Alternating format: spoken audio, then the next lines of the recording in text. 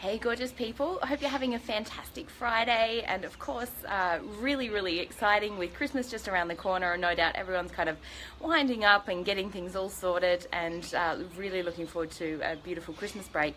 And I wanted to do a video today on how to best utilize 2017. We've had a tough 2017. The coffees might be a little bit loud on here too. Hey Karina, great to have you on, darling.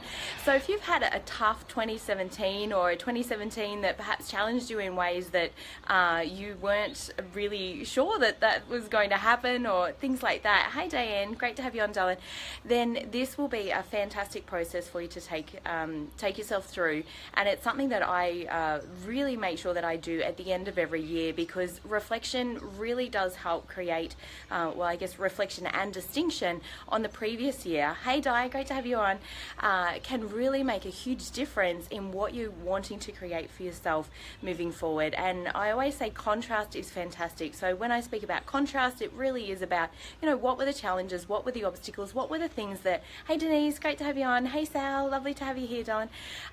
When I speak about contrast, it really is about, you know, perhaps some of the things that weren't so great about 2017. And when we experience contrast, then it's really just helping us distinguish, oh, I really, you know, that was not so good, this is what I want instead. And it's almost like going to a restaurant and you order what you think is going to be a great meal, and you go, oh my god, that's awesome, but I don't like olives, so next time I go back I'm gonna order like pretty much the same meal, but I'm gonna ask not to have the olives. And then you go again and it's like, oh, now that was even better, like without the olives, but now, oh look, it'd be really cool if they could add maybe, you know, some cracked pepper or some coriander to it. And so then next time you go back and you ask for that, so every single time you just get tiny little tweaks, tiny little distinctions, where this really does help you to clarify what would make things even better. And I truly think, you know, it's not coming from a place of it's not enough, it's not good enough. You know, this is where gratitude really helps to anchor in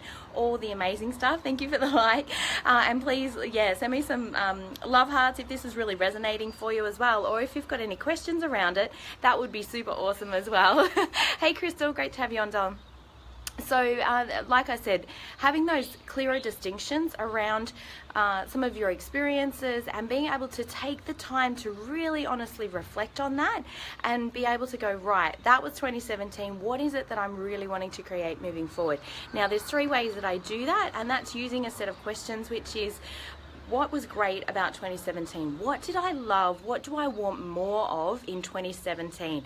And when I say take some time to do this, you know, I actually take 3 days of just pure reflection time, reading books, sleeping, napping, taking beautiful care of my body. So you may not want to take 3 days to do this, but hey Greg, great to have you on.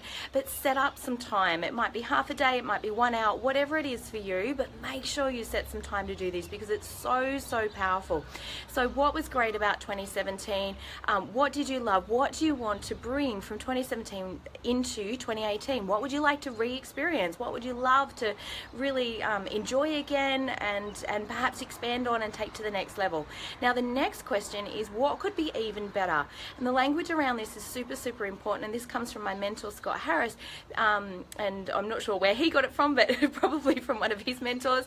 But this is really important, because what could be even better, it really is a positive way of going, yeah, okay, well, what was tough, or what was a challenge, and what do I now want even better? So it's assuming, yeah, it was already great, and this is a really good thing to do for yourself as well, if you're moving through your own personal challenges, because, you know, that negative Nancy head talk can really get in the way sometimes of, you know, it's like, oh, well, what was bad? And, you know, that's just like a negative way of framing things. So the mind will judge ourselves, and then we'll get all caught up in that, and it's just messy. So let's leave the mess behind, and let's jump into, you know, what could be even better? What would you love to tweak or change or have a little bit different? Whether this is in relationships, whether this is in your finances, whether this is with your health, within your body, how you're actually feeling, maybe within your job, your career, your business, whatever it is. And you can do this in each life area as well. So it doesn't have to be, you can do it general, or you can do it more specific. And the more specific that you become, the finer distinctions that you'll actually really be able to make to create small small but simple changes that are so effective in changing your life. And it is literally the process that I've taken myself through every year for like the last 9 or so years, and a process that I generally do most days as well. So it's like that 1 degree little compass that if we're getting off 1 degree now or 2 degrees now, you know, that's going to be a huge change 5 years later where we're way off course. Whereas if you're course correcting now, it's like bringing it back on track. And it's like the aeroplane that's pretty much 95% off course, but because they've got their GPS system, because they're locked into a destination, they can always land on the tarmac where they're meant to instead of just some far off, you know, 100 degrees off course. So this is super important. So what could be even better? And then the last question is, how do I now implement that, or what's next? And so what skills do I now need to develop? What lessons do I need to learn from this?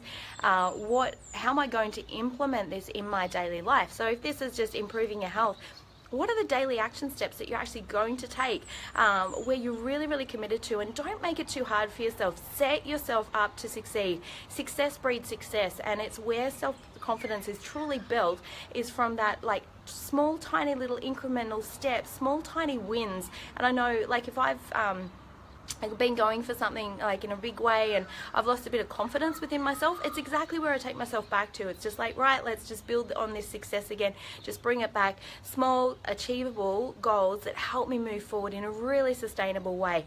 Our mind is built for protection, it is not built for success. So we almost have to like lean into it and not convince our mind, but when we can do it and when we can feel like we're winning, and the feeling is the most important part of all of this, then we're motivated and we're more inspired. Motivated is kind of like push or have to or need to or must, which is not bad. You know, it's sometimes in our life where, you know, perhaps we've gone so far off course that we really need to bring ourselves back on track.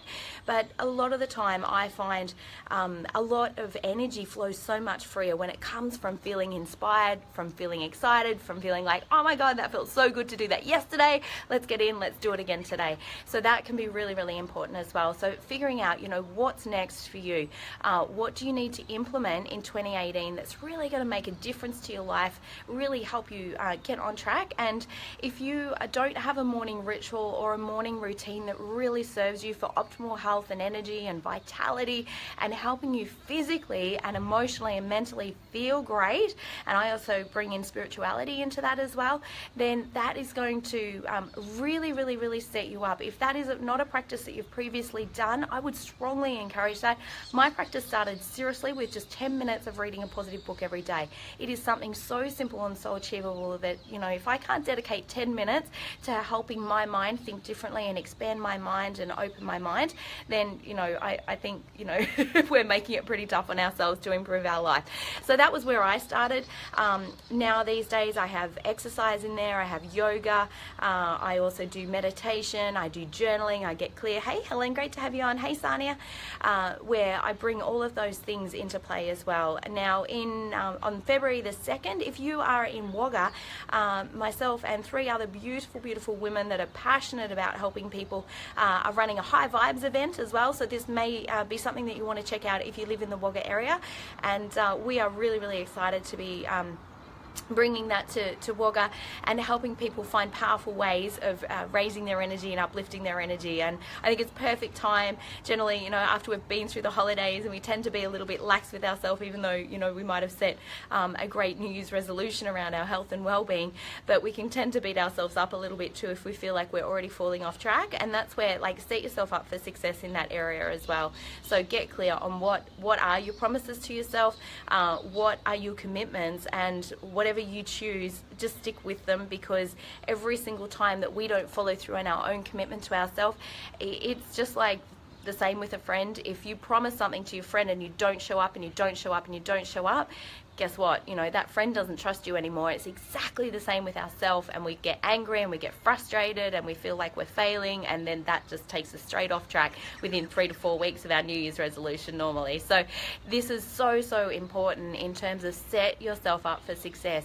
Anything that is a key or a must in your day in terms of really knowing that it's going to absolutely make a difference in your life, get it done first thing. Put the big rocks in first, and then let all the little stuff kind of happen after that. that, but make sure you get your must done first up in the day, because that is a powerful mindset then to take through the rest of your day as well. So hope that's been super helpful for you all, and I just wanted to wish you all an amazing Christmas. This will be my last kind of formal live stream. I may jump on and do something else if I feel really inspired, but honestly, I'm really looking forward to just having a little bit of social media free time and some really special time with my family. And I truly wish you all an incredible Christmas, an incredible 2018. Whatever it is that you're wanting to achieve, go out there, make it happen for you, because there is nothing more rewarding than becoming the person that you need to be in order to be able to create that goal. It's never really about the goal, it's about who you get to become along the way.